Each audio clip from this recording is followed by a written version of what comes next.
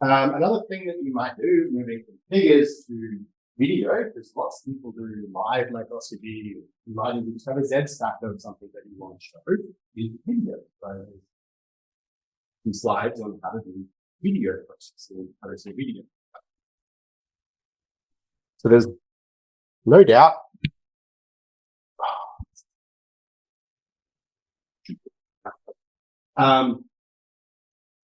Imagine this is a video playing.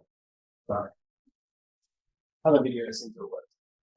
There's different elements that are important, like you should always still have a scale bar. You should have a time series. Imagine going from frame 1, frame 2 to frame 3. So you have long it's taken between those frames. There's title information. So there's clearly 3 panels here, and they've got some overlays to highlight some cells that are going to die or something. So how will you publish the video you're thinking about? You might still, as I mentioned earlier, need to put up one. But if you know in Fiji, you can make these like 16 panels instantly. Then you can manually back and forth, and it'll make it nice and quick. It also means that you're not biasing going, play 3 panels back, and we're going to do different. You shouldn't do that. So this will kind of just make it all nice. You can also add like labels and things, so it'll automatically put in like the timestamp. If you are adding an overlay, so that's like the timestamp up here, you want to make sure that the time information is correct. So that's on the frame interval. And then you go image stacks label. You can choose your format. So depending on how long your timeline is, whether you've got any, you can choose different formats, what the interval is, and then the location of it. You can add some text after if you need to, and make sure it's overlaid. And then okay, it'll add it. That means these probably aren't going to clash. Annoying. Yeah. Dang it.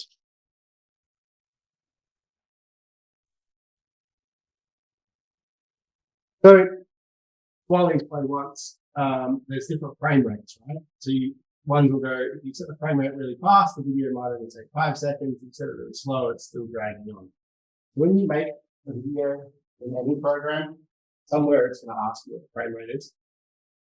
Usually, something like 10 to 30 is probably what's getting used. But you might also adjust it so that if you know that you've got 100 frames and you want the video to go for 10 seconds, you go for 10 seconds. In VG, if you want to play with these settings, you right click on the little play button, and then this pops up and you can change what the frame rate is and it looks back and forth and things like that. But frame rates are important for how you show the data.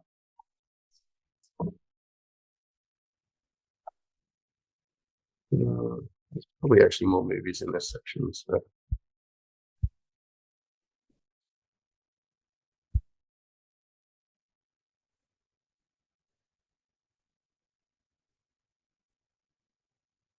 Okay. Video compression is also really critical. When you export a video from somewhere like Adobe, it's going to come out as an and when you save, there are 3 choices: compressed, JPEG, uncompressed, JPEG, or PNG. Now, you do not want to put a compressed JPEG.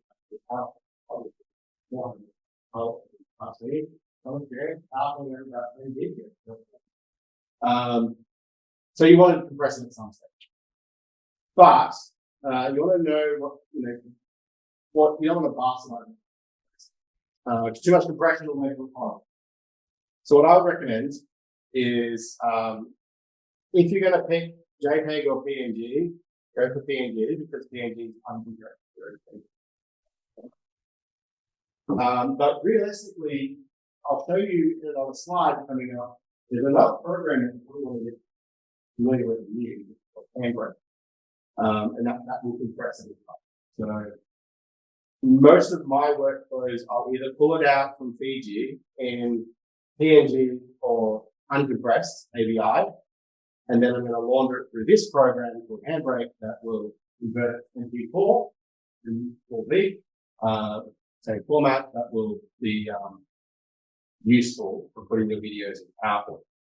If you have APIs or APIs or the wrong separation, that's what leads to PowerPoint when you go to play a video, probably that you go to clean and horrible and play properly. The reason these videos are playing properly is clean, my team is going to play.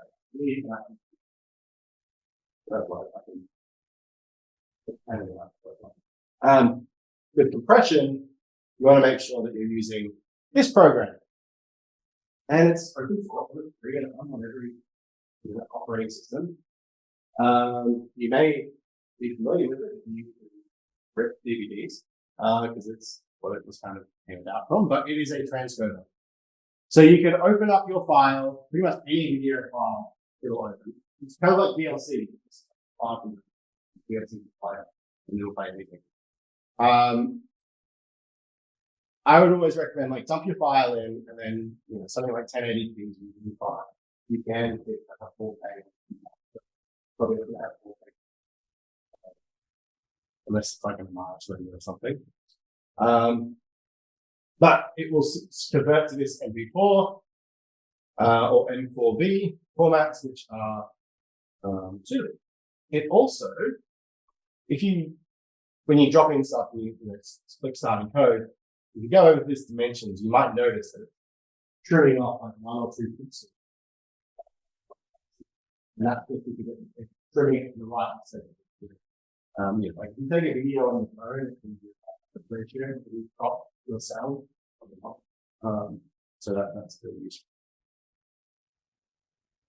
Another useful program for making movies, if you want to go a bit more Michael Bay, a bit more cinematic effects, you can do 3D stuff in Imaris. Now, it's a 4D analysis suite of programs and applications and connections, plugins and things like that. Give you an idea, we have multiple full licenses. This is actually great. It should be 9.5, but it's again a super powerful program. It's really expensive, and I really use it. Otherwise, not survive. YouTube will survive. And it's lots of large online resources with most facilities. What it lets you do when you make animations, this is good, isn't it? Okay, we'll just pretend that there's actually 3. So the nice thing with that you may not know is you don't have to render every frame. If you just say start here and turn 90 degrees, it will fill in the gaps. So what this slide was trying to show is I had 3 panels, one where it's on its side, one where it's upside down. And then Imaris, because it costs so much money, automatically makes it rotate around. So if you're trying to make a movie with a power supply or something, you can use it. There's a bunch of presets for 180 degrees, horizontal, 360, vertical, all that kind of stuff. But the take-home message is it's not hard to make these movements because it interpolates between for you. So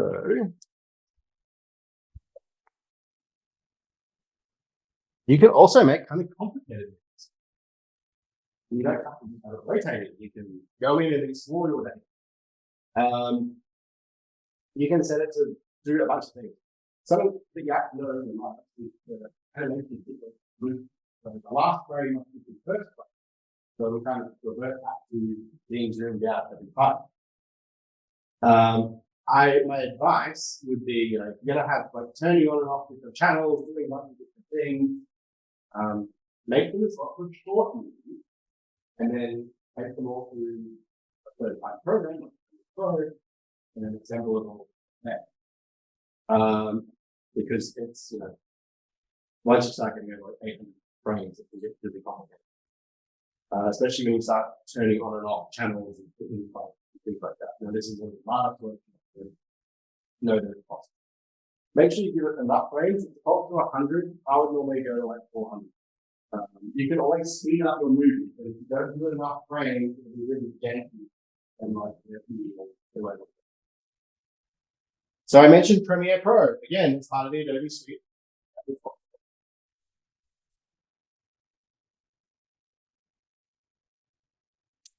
But you can have a full license on your own personal devices or your UQ devices. Again, there's a whole bunch of stuff that you can use, but there's also a whole bunch of online tutorials. And you don't know how to do something, you can do it within like a little box of Google. You don't even have to go to the YouTube page to see the video. But a quick kind of navigation. Is it using Premiere Pro? So it can be the biggest area, but it's actually not that. Create a new project. So you put a new project. You probably don't want the Adobe stock stuff. You just put create. Down the bottom, this little box is where you're going to drag and drop the media that says add your media, or you can click import media. It's the standard, like every software. You want to get access to the UQ motion graphics, what they call it, sample graphics. It's like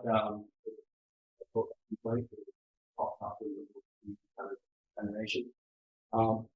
There's also like if you want the proper UQ labels, you can go on to the but basically the key things that you need is your media content, essential graphics if you're doing this kind of stuff, otherwise effects, which is like the cross control, things like that, and the effects controls. So I put the effects controls up here. So I dragged in my, in this case, it's an API file, a video file, and then I've dropped it into my sequence manager. And I could do that. That's it. But what I want to do is add a title. So I could go over to the Essential Graphics, add a standard default Adobe title. This pops up and I can put in some text and it appears and it's nice and centered. Over here on the right, on the left is my effects controls where I have like the editing, the size, the placement, on. Again, Adobe uses keyframes. So say I wanted my text to kind of go up each side. You would just say frame 1 at this big, make a new keyframe, and a second later, make it this size, and a bit more straight with the new standard things. So, once it's finished, you go export video, and you probably want high quality, and H.264 is a codec for most people support nowadays. And then you want to hit export. Now, I wouldn't want to do that. My laptop is a decent video. Video. You don't have a very good video or very good view. Be prepared for that.